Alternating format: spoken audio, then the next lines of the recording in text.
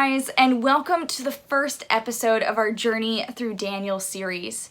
What we are going to be doing over the next few weeks is we are going to be diving into Daniel's story as we do our Journey Through Daniel books. We're going to be looking at his story, looking at what he experiences, looking at how he encounters others and how he encounters God, and seeing how that applies to our own life. We're going to be taking lessons that we can learn from Daniel and trying to see how we can follow his example or learn from his example. So this week, to start off the whole series, we are going to be looking into Daniel chapter 1. And I think in Daniel chapter 1, we experience or see Daniel experience something that we have all experienced, and that's peer pressure. See, I don't know about you guys, what kind of peer pressure you have experienced. There's small kinds where it's friends telling you to do something you might not want to do. You may be being pressured to talk to somebody you might not want to talk to, or it can be big things, you being pressured to do things that are really not smart or really not wise. I've experienced all kinds of peer pressure in my life, but I figured I would share at least one little story with you guys. One good example of peer pressure that I've had, and it was on my 17th birthday. You see, what you need to know about the road I lived on when I was 17 is that it was illegal to turn right off of that road between 4 and 6 p.m. Now, my friends and I were driving up and we got to the stop sign and we noticed that a police officer had already pulled someone over for turning right off of the road. So the police officer was busy. And we were running late to dinner, our friends were already there and they were waiting for me, and if we didn't turn right, we would have had to driven across this busy street, done a U-turn, come back, and turned left just to make a legal turn. Now, I didn't want to turn right, but my friends were in the back seat just going, turn, turn, turn, turn, turn, turn, turn. So I turned. I mean, the police officer was busy, so we were gonna get away with it. So I turned right and we were screaming and we were all defiant. We were like, yeah, look at us, we just turned right. And as we drove past that police officer, we noticed a second police officer who had been hiding on another street pulled out. He pulled out and he pulled me over, and it was the first time I had ever gotten pulled over, and I ended up getting 2 tickets. A ticket for turning right off of that road between 4 and 6 p.m. and a ticket for having too many people in the car. So on my 17th birthday, I fell to peer pressure and I got 2 tickets for it, all while wearing a crown that said birthday girl on it. And in the spirit of honesty, I was crying the whole time. Now you see, that's a simple form of peer pressure where we choose to listen to what people are telling us to do, even when we know we're not supposed to listen to it. And sometimes those are small, and sometimes those are really big. You see, you guys are at this stage of life where you're trying to figure out who you are. You're in high school, and you're having to start to answer this question, who am I? What do I like? What am I interested in? How do I want to live? What do I want the rest of my life to look like? What kind of person do I want to be? And because you're asking all those questions, I think it's easy to find yourself in situations where you feel pressured to be somebody maybe you shouldn't be, to do things maybe you shouldn't do. And it can be really hard to know what to do when we're experiencing peer pressure. But I want to look at the story of Daniel. And before we dive into these verses, I want to explain what is going on. You see, Jerusalem ended up being besieged, taken over by another country, Babylon.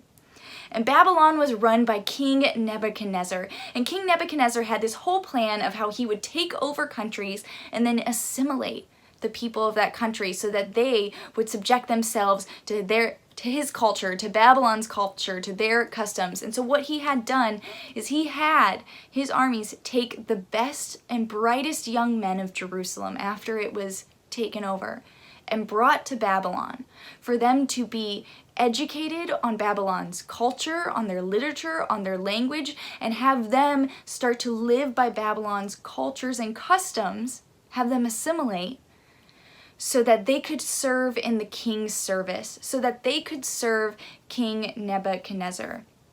And King Nebuchadnezzar did this because he wanted to take the people of Jerusalem and tell them, no, you're not going to live this way anymore. You're not going to live for your one God. You're not going to serve him. No, instead, I'm going to bring you to my country. I'm going to force you to learn my customs and force you to do what I think is right. And you are going to serve me. And so one of the guys that was taken from Jerusalem was Daniel. And Daniel finds himself in this situation where he is now in Babylon and they want him to eat with Babylon's customs. But what you need to understand is in Jerusalem, Jewish people had a lot of rules and regulations on what they ate and how they ate it, and they did it because they wanted to have a relationship with God and wanted to honor God, and there was a lot of things that went into that. But King Nebuchadnezzar wanted them to forsake that and instead do what was customary in Babylon. But that's where we find Daniel in chapter 1, verses 8 through 16. I want us to see what Daniel and some of his friends chose to do instead of falling to peer pressure. And here's what it says. But Daniel resolved not to defile himself with the royal food and wine, and he asked the chief official for permission to not defile himself this way. Now God had caused the official to show favor and compassion to Daniel. But the official told Daniel, "I am afraid of my lord the king, who has assigned your food and drink. Why should he see you looking worse than the other young men your age? The king would then have my head because of you." Daniel then said to the guard, whom the chief official had appointed over Daniel, Hananiah, Mishael, and Azariah, "Please test your servants for 10 days. Give us nothing but vegetables to eat and water to drink. Then compare our appearance with that of the young men who eat the royal food and treat your servants in accordance with what you see." So he agreed to this and tested them for 10 days. At the end of the 10 days, they looked healthier and better nourished than any of the young men who ate the royal food. So the guard took away their choice food and the wine they were to drink and gave them vegetables instead. What I think is so interesting about this story is it's all about peer pressure. And it's a short story too, but what happens here is Daniel and his friends are brought into this new culture and they are told how to live, and Daniel doesn't want to turn his heart and his mind away from God. He doesn't want to stop having the relationship with God that he already has. And what you need to understand is the way the Jewish people ate, the food customs that they had, really intertwined in their relationship with God. It really intertwined in their identity as his people. So for them to forsake their health habits, for them to forsake the food they ate and choose to start eating like the Babylonians, that would mean that they were forsaking their relationship with God. And I don't know about you guys, but how many times have we experienced peer pressure? We felt like we had to choose either to be like our friends or to be who God has called us to be. To be accepted or well-liked or considered cool, or to do what God has called us to do. And I think we can get caught in this moment of wanting to be like everyone else, wanting to feel like everyone else, wanting to look like everyone else, but then having to recognize that those choices might not be healthy, might not be wise, might tear you away from God. It might cause a bridge between you and your parents. It might cause a bridge between you and your friends. You never know what falling to those kind of peer pressures can do. And you see, Daniel understood the weight of falling to that kind of pressure. And he did something that I really want to challenge us in. You see, Daniel refused. He refused to fall to peer pressure, but he also asked for the opportunity to show that his way was better. His way was healthier. His way was wiser. And his way was with God. And what was so cool about that situation is Daniel and his friends ended up looking healthier and better than the rest of the men. And so they changed what they were doing with the servants in Babylon. And instead of having them assimilate to Babylonian culture, assimilate to their customs, instead Babylonian culture changed to a custom that integrated God, to Jewish practice. And I think what is so cool about that experience with Daniel is Daniel saw the peer pressure, he experienced the peer pressure, and what was being asked of him? He was being asked to forget about God. He was being asked to forget about the relationship he had with God and instead be like the Babylonians, But Daniel instead challenged them to try and be like him. And he did that not by arguing and telling them how they are wrong, but instead showing them the better way. The way with God. And when he did show them that, they changed.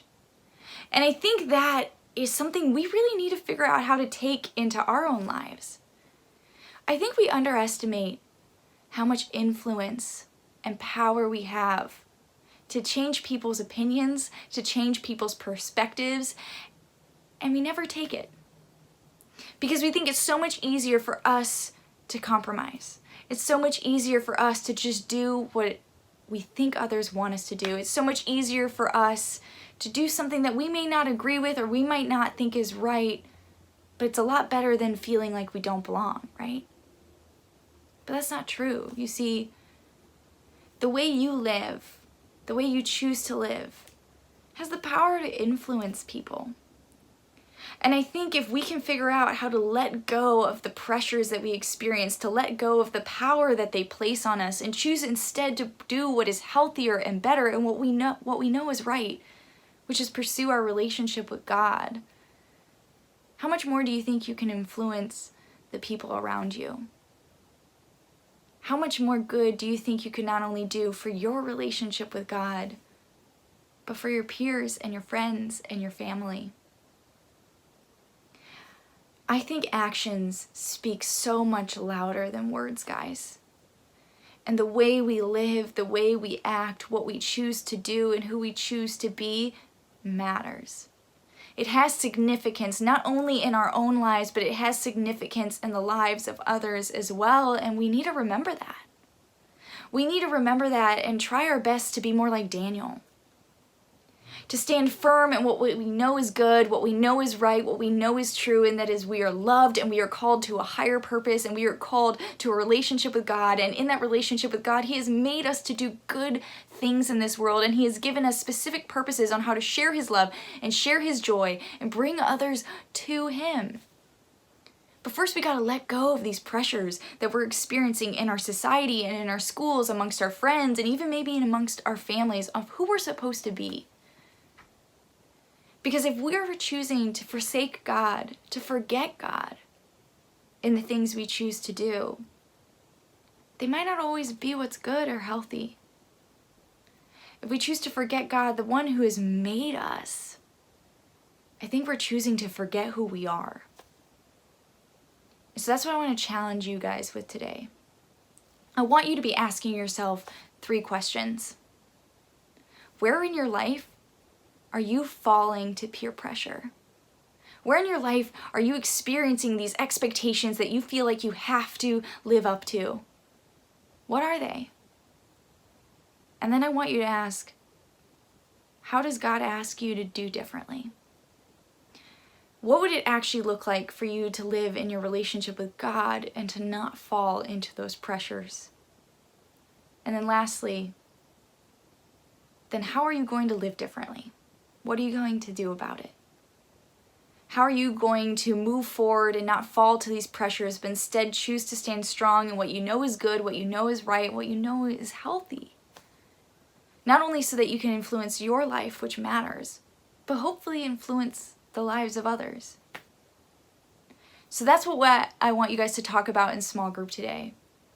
Where in your life are you experiencing pressure? How are you falling to it? And how can you change that? And I want you to know it's okay if you fall into peer pressure. It's okay if you've made choices that you know aren't great. But tomorrow is a new day. Tomorrow is another opportunity to make a different choice, a healthier choice, a wiser choice. So what are you going to do about it? All right, guys, stay tuned for announcements, and then we'll have small group.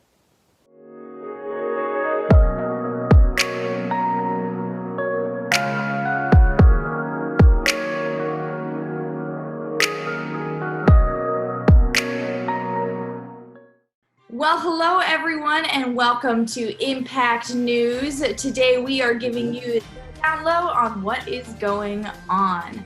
Now, I want to hand it over to Chip here, and he's going to tell us a little bit about the weather. What do we got going on, Chip? Well, as I look out my window, Ronnie, it is gray. The weather has turned south, if you will. It looks like it's going to stay that way. It's cold, it's windy, it's rainy. It's really just not a good day. Back to you. Yeah, that's never good to hear, but you know what? It does mean the spooky season is happening. So I wonder what. That's a scary thought. Of that. Well, I like to think spookiness is fun. I mean, if you watch Disney movies, I would say it's fun, but that's about it. But guys, we do have some announcements for you for this week. And so the first is that we are kicking off our Journey Through Daniel reading tomorrow, Monday. And if you need to get your journey book, we are actually going to only have them through download this time. So make sure that you go to willowjourney.org to download the student edition, the student book. Some of our students are actually in the book, which is really cool, so look out for them. But also you can get the link to download this book by DMing us on our Instagram or emailing me at vwood@willowcreek.org. What else do we have? Well, I was going to just mention that we're kicking off our journey through Daniel, but you've just done that. Well, what about the book? I was talking about the book. What about the book? Oh, that's right. There is a difference. It's a good thing that we are making that distinction because the Bible study is starting on Wednesday. Yeah. So while the book is starting tomorrow on Monday, Bible study starts Wednesday, right? So that's from 7 to 7:30. It's via Instagram Live. Afterwards, we'll go to a Zoom meeting where we can ask questions, discuss it, really dive into it. And then if you need directions on how to find it, you can always DM us at Instagram or on the Parent E-News site. Yes. That's what we got for you guys. We're kicking off a bunch of Journey Through Daniel. It's going to be great. So we hope to see you at Bible study, and we hope that you stick to, that's the phrase I'm looking for. Stick to reading every day. It's going to be great. And that's what we have for you guys. This was Impact News, where we gave you the down low. I don't have anything better to say. Josh is going to be disappointed. How about you? Signing off. Yeah. All right. Cool beans.